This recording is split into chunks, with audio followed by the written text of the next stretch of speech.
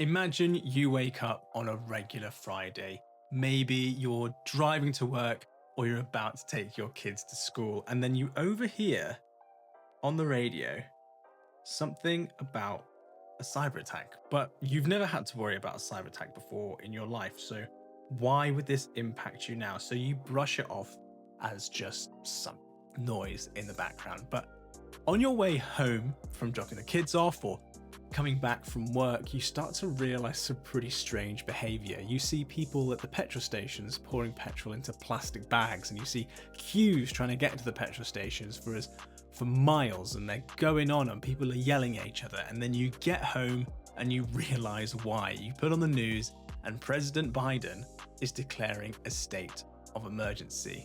But why? That's because, unfortunately for you, you've woken up the morning after the Colonial Pipeline hack.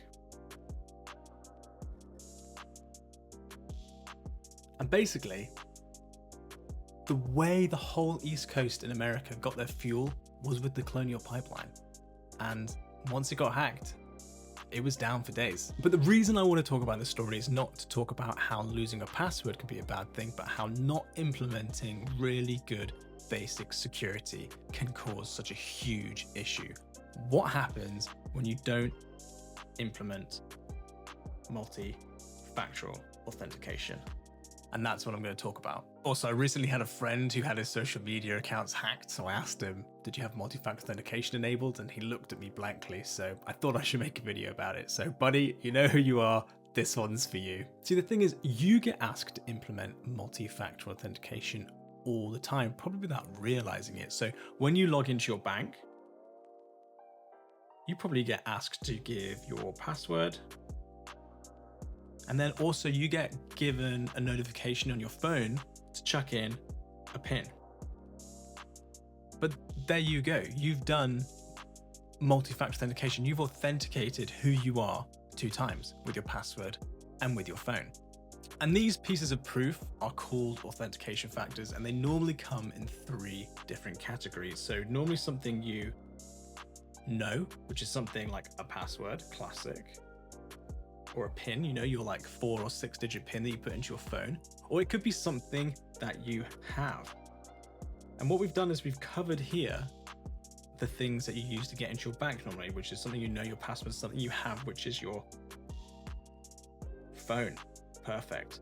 Now, what's the third one? Well, it's something that you are.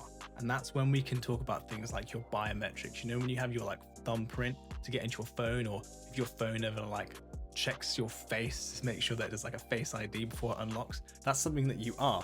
So if we, in the situation of the Colonial Pipeline, and the hackers had figured out the password, and then they'd gone to log in, and then it had asked them for, you know, something else they have or something that they are, they never would have got in.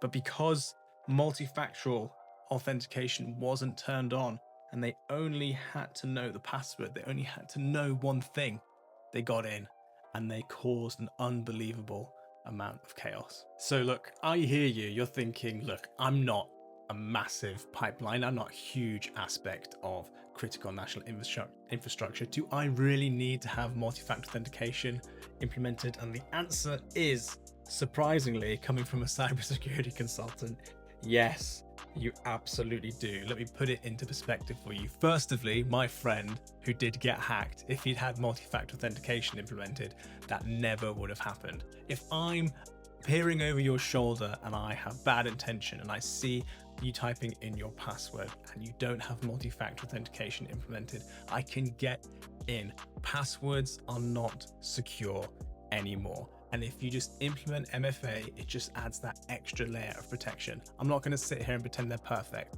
I know there'll be consultants out there right now who work in the security industry that'll be saying, Tom, MFA isn't perfect. You're right, it's not, but it's a fantastic starting point. Because look, the big idea is, even if a hacker manages to get hold of your password, there's something that you know.